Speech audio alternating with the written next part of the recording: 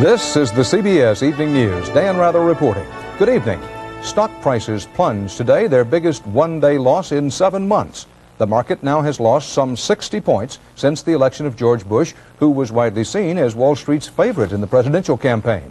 And CBS News business correspondent Ray Brady reports there were other interesting, if not downright alarming, signs on international markets.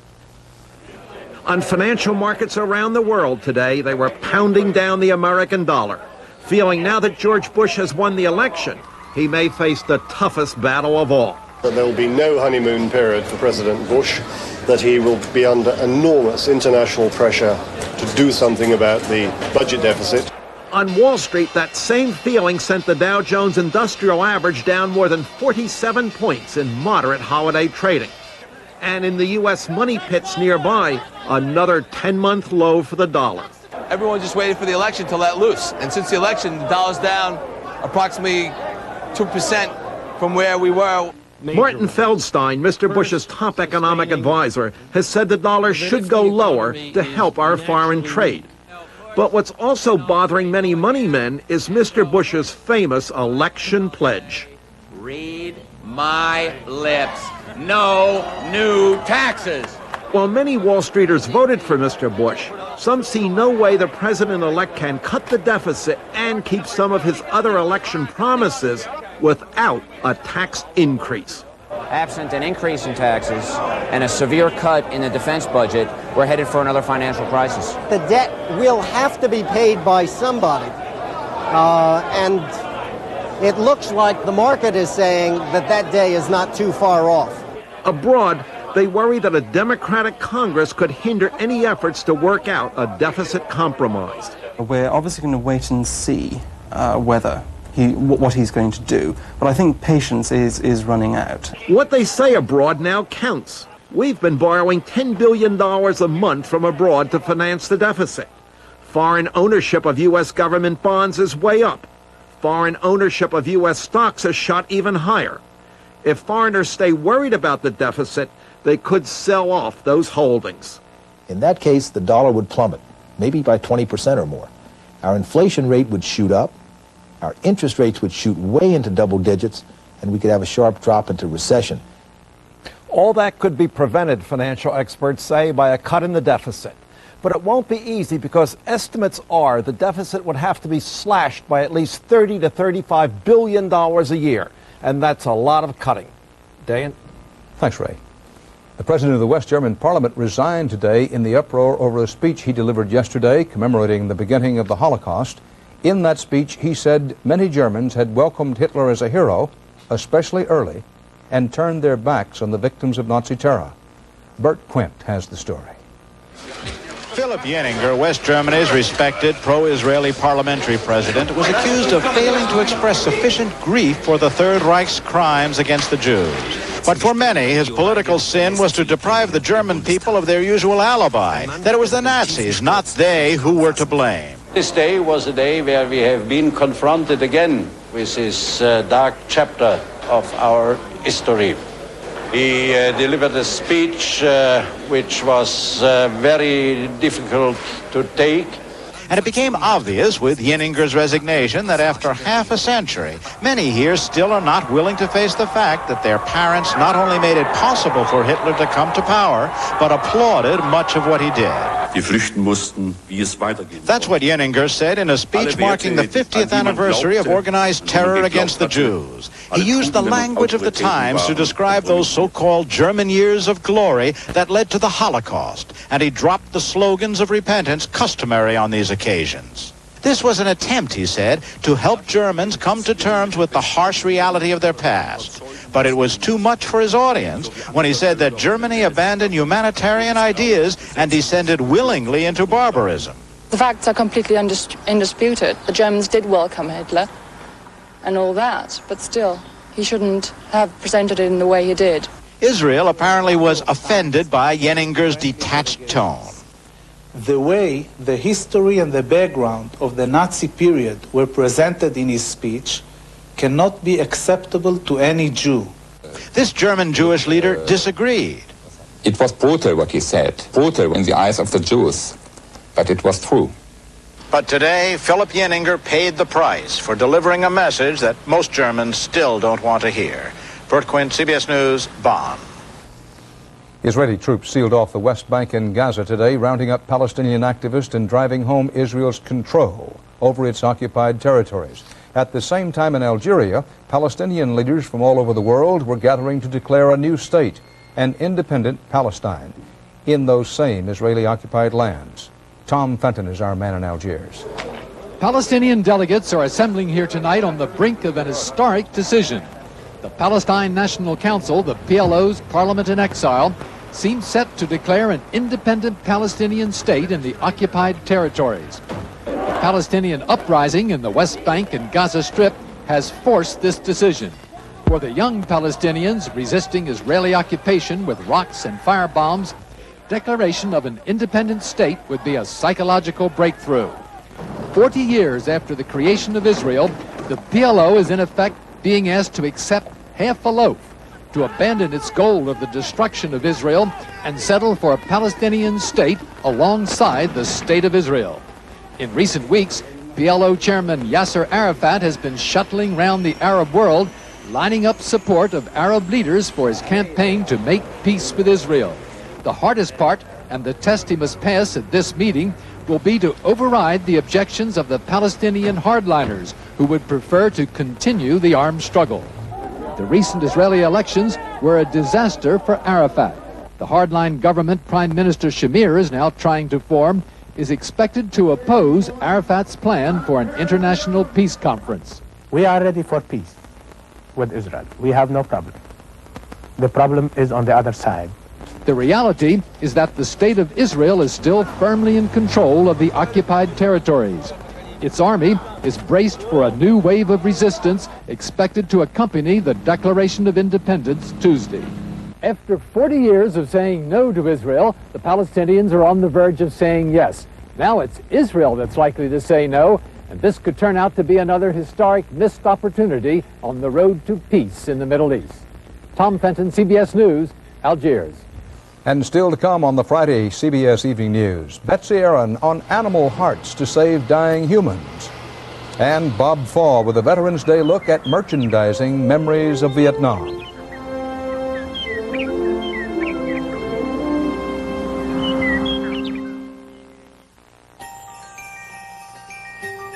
The Christmas ornaments of Hallmark.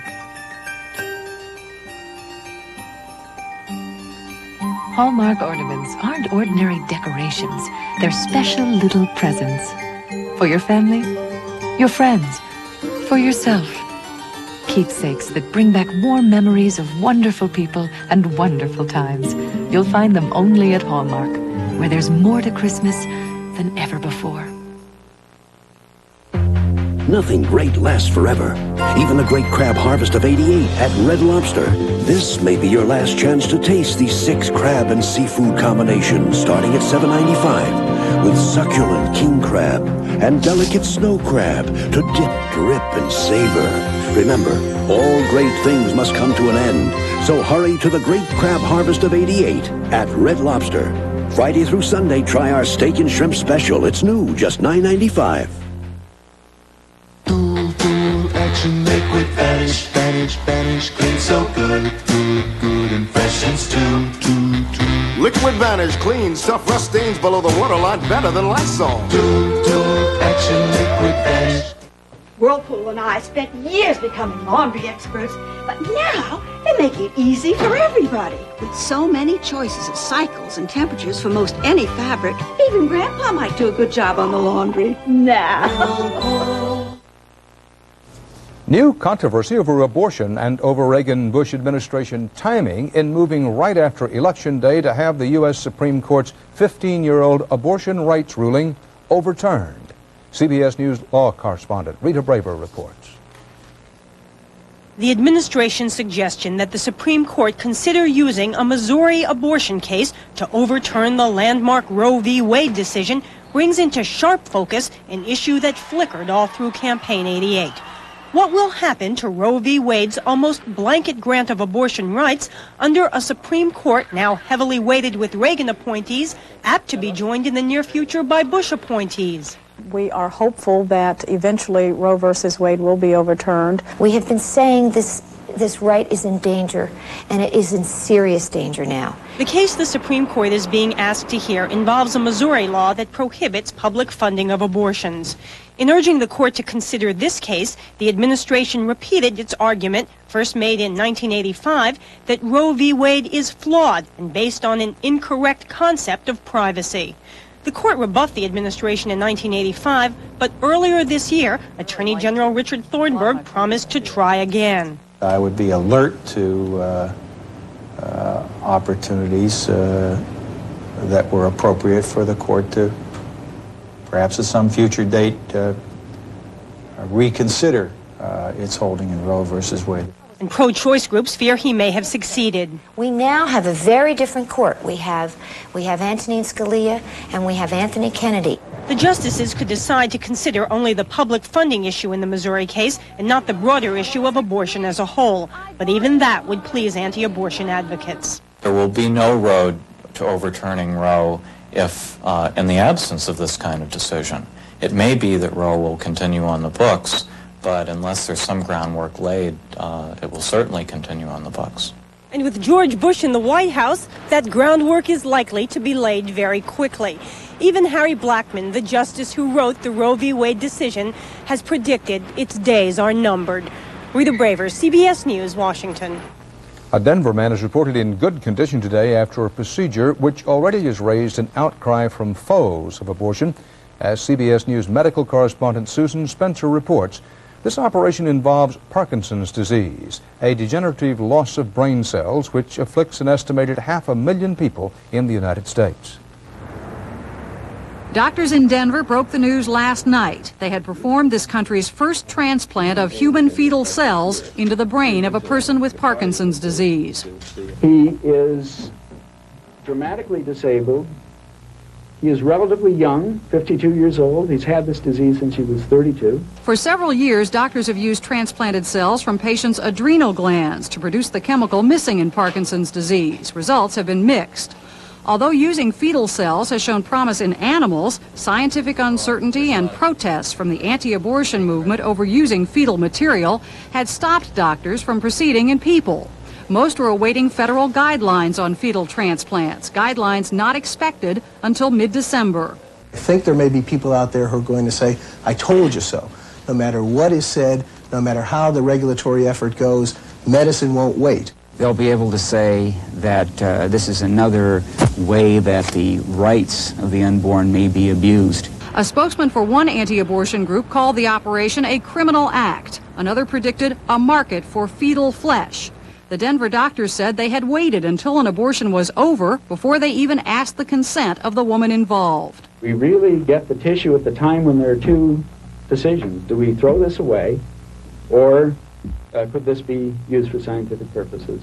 Other surgeons working in the field predicted more such operations now will follow. And we know that as long as we're not breaking any rules, then we would move ahead with the surgery, particularly if it looks like it's a cure. Doctors in Denver say it will be months before they know if this operation did anything. But still, they have a thick file of Parkinson's patients eager for the next one. Susan Spencer, CBS News, Washington. Police in Towson, Maryland said the pilot was killed today when a small plane crashed, setting 2 houses on fire. An eyewitness said the twin-engine Piper Aztec went into a spin before crashing nose first. There was no immediate word of other casualties. The plane reportedly was en route from Baltimore to North Philadelphia.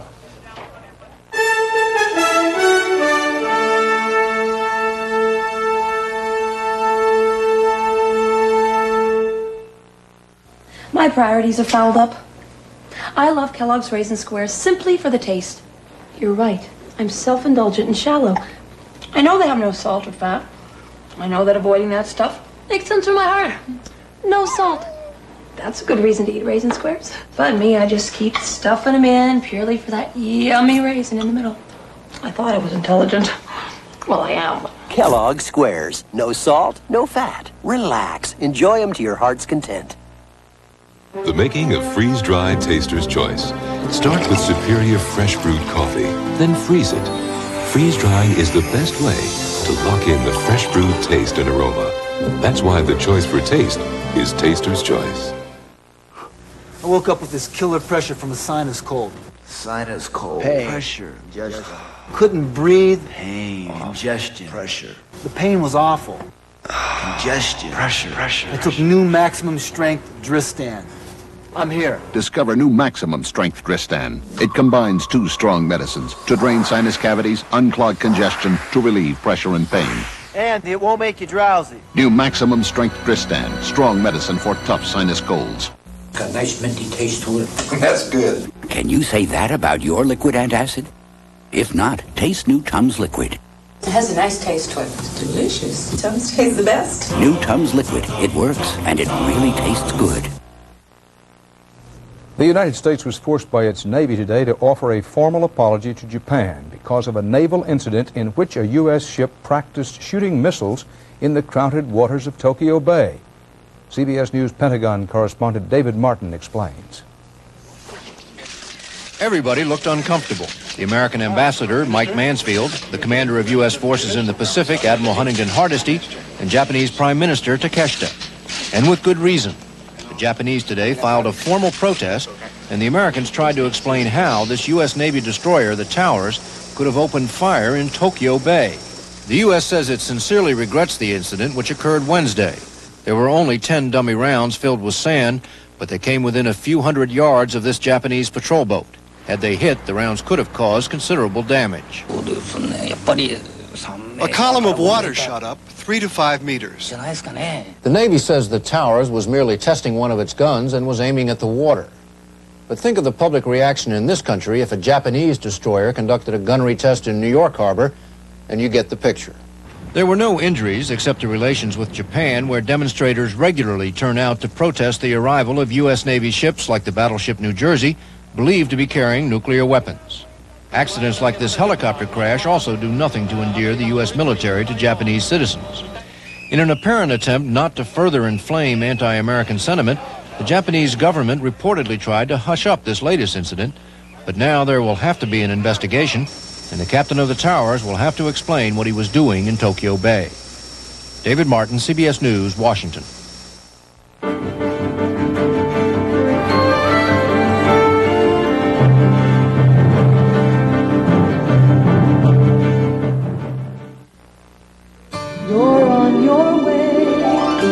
Who would have figured it? I grow up in the city and end up testing products for the farm. Like this one from Dow. We study its effects in the classroom and check the results in the field. It yields more food, more profits for family farmers, and greater groundwater protection. But Dow gave me a grant to find out how to make it work even better. You know, I like being a city kid working in a cornfield. Dow lets you do great things. Reach for a better tasting Raisin Bran. Reach for the stripes, come on, reach for the stripes and get the best taste, Raisin Nut Bran. Today, people are reaching past Kellogg's and Post for the best tasting Raisin Bran. Raisin Nut Bran has juicy raisins rolled in crushed almonds and big, crispier flakes. Reach for the stripes, come on, reach for the stripes and get the best taste, Raisin Nut Bran. Reach for America's best tasting Raisin Bran. The new Remington Electroblade vibrating blade system has been an amazing success for those who prefer shaving with a blade. Electroblade's vibrating twin blades glide so easily you'll get the closest, smoothest blade shave you've ever imagined, or your money. Got a nice minty taste to it. That's good. Can you say that about your liquid antacid? If not, taste new Tums Liquid. It has a nice taste to it. It's delicious. Tums tastes the best. New Tums Liquid. It works, and it really tastes good. In New York State today, a debate over life, death, and medical ethics. Up to 1,500 heart transplants are now performed in this country each year, but as many as 15,000 patients need such transplants. There are not enough human hearts to go around. Animal hearts may be the answer. Betsy Aaron reports. Charles Brown is 42 years old. In February of this year, he suffered congestive heart failure for the 5th time. Without a heart transplant, he will die. My daughter was 4, son who's 7.5. I'm a young man, and you know, kind of to end life at this stage, you know, at this young age is. What can I say? Brown is number 5 on a list of 62 patients waiting for a transplant at a New York hospital. 20 to 30% of those on the list will die because there are not enough human hearts. One alternative is animal hearts. Our job as physicians is to take care of our patients. And when we have someone who is dying, we resort to what we can do to help them.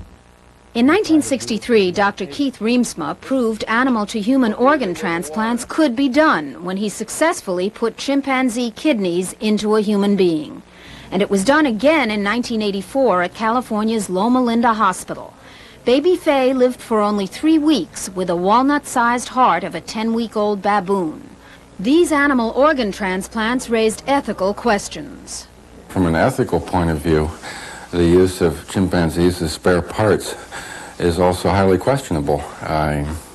Chimpanzees are not rats. But doctors have few options. There are too few human hearts, and a successful mechanical heart does not exist. Chimpanzees are man's closest relatives. Genetically, they are 99% compatible to humans. We are also looking at non-primates. We're looking at the use of pig, sheep, goat, calf, in hopes that we can come up with some way to transplant these hearts into people.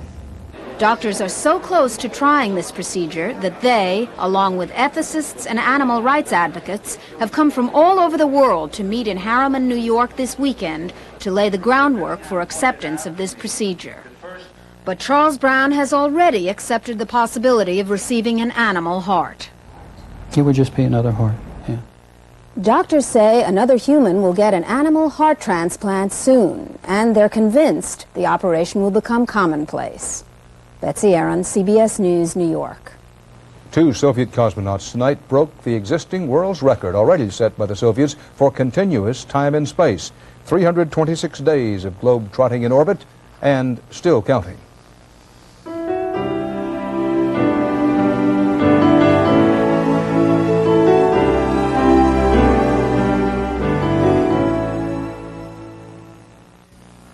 Are you getting more than you want out of your high-fiber cereal? Like sodium and added sugar? If what you want out of your high-fiber cereal is high fiber, you should be eating Fiber One. You get more fiber with Fiber One, and Fiber One is low in sodium and has absolutely no added sugar. So get more of the fiber your body needs and less of the stuff it doesn't. Get Fiber One. I need home cooking. Introducing Swanson's Homestyle Chicken and Noodle Entree. Tender chunks of chicken and egg noodles in a cream sauce made with, guess what? Real cream. Can I buy dinner tonight? You've always trusted Woolite to care for your sweaters. Wouldn't you love to get that same Woolite care for your rugs and for your chairs? Well, try Woolite Deep Cleaning Rug Cleaner and Woolite Upholstery Cleaner. Trust Woolite care for rugs and chairs. At Sears Veterans Day Spectacular, you get this rugged half-horsepower Craftsman garage door opener with a valuable extra, Fred, who'll install it all for just $199. It's here and a whole lot more, only at Sears. If you're hooked on smoking, chances are your body's hooked on nicotine. To quit, you may need your doctor's help. There are clinically tested methods that can break your nicotine addiction for life. Call your doctor. Veterans Day, 1988. Americans remembered their war dead today. For a final time, as President and Commander-in-Chief, Ronald Reagan today laid a wreath at the Tomb of the Unknowns at Arlington National Cemetery. Then it was on to the Vietnam Veterans Memorial in Washington, where he repeated a sentiment about U.S. involvement in Vietnam that he has expressed before. Perhaps at this late date we can all agree that we've learned one lesson, that young Americans must never again be sent to fight and die unless we are prepared to let them win. Mr. Reagan also did what many of Vietnam veterans do when they come to visit the wall. He wrote and left a letter to the war dead, whose names are etched in black granite, a letter Mr. Reagan addressed to our young friends. Even today, even after years of healing, there are divisions over what's the proper way to remember the war. CBS News correspondent Bob Fall reports on marketing the memories. Get him back here if you can. Remember to stop the bleeding. They are targets once again. This time of a cottage industry trying to turn a profit on Vietnam. Caps, T-shirts, ties, clocks. Anyone who can pay can commemorate the only war America lost. I am taking advantage of that situation. But if I don't do it, somebody else will. This is the American way. The American Way. One hand-engraved plaque, $39.95, plus shipping. The American Way. A commemorative M16, 24-karat gold-plated, $1,995. We feel like we are offering the veteran a way to recognize himself and a way to let other people know what they've done. I'm offended when I see all the commercialism, not because it's an expression of a continuing interest, but because so much of it is in bad taste. You can tell us a little bit early in the war. The latest entry, a magazine devoted exclusively to Vietnam, could be the most lucrative. In just a few months, its circulation has soared to nearly 250,000. We lost the war. So we've got a young generation out there to say, why? What happened? The question is whether the nation's commemoration of Vietnam has gone too far, whether efforts to cash in on the war tend to trivialize it. There is nothing wrong, say the critics, with appealing to a veteran's patriotism. What is wrong, they argue, is trying to exploit his frustration and anger. The ad for this book, for example, tells veterans Congress caved in to communists. This one, for a videotape, says soldiers were sold out by the news media. It's calling us victims. Well, we're not victims. We are people who served our country, and we've been looked upon as victims for far too long. Nonsense, says the magazine's publisher. We're not exploiting anything. It is not capitalizing on the Vietnam War. It is letting a veteran purchase that, maybe wear a T-shirt and say, hey, I'm proud to be a Vietnam veteran. I give you my pledge. We shall never let you down. Only we did, many vets complain. First, by ignoring them. Now, by turning their dedication and sometimes their death into just another way to make money.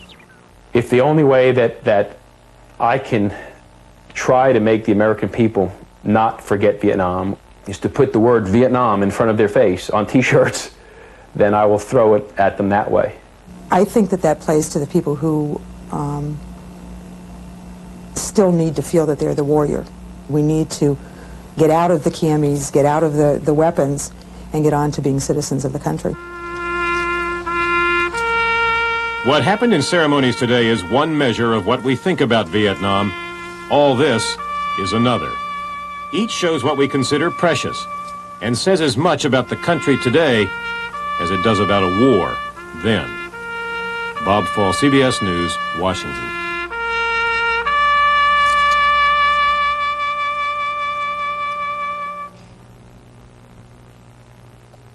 And that's the CBS Evening News this Veterans Day. Dan Rather, Bob Schieffer will be here tomorrow, and I'll see you Monday. Good night.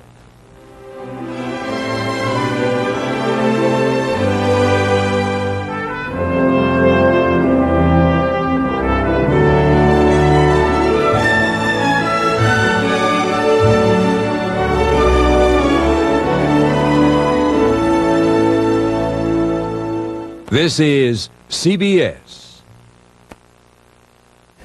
Coming up next on Eyewitness News, a man believed to be a Satan worshiper is behind bars in Nashville, charged with a brutal murder. Middle Tennesseans by the dozen band together to help a tobacco farmer salvage his crop. And veterans here at home and abroad are remembered on the day named in their honor. Those stories, plus a life-saving program in Tennessee, coming up next on Eyewitness News. On the next USA Today, have you been looking for love in all the wrong places? We'll show you some ways to make your break with the singles scene.